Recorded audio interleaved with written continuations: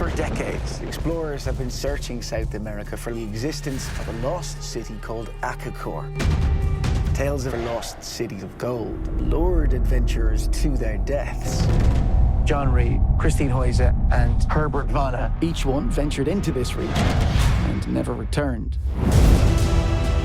This team is about to go to extreme lengths to find out if the lost city exists and what happened to those 3 explorers who went looking for it. Is that a bone? This is definitely man-made. We don't know what can happen. Everything out here is out to get us.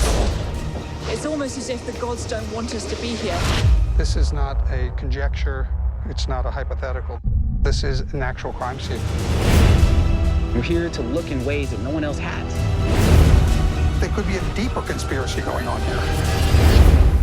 Somewhere along this river, somebody knows the truth.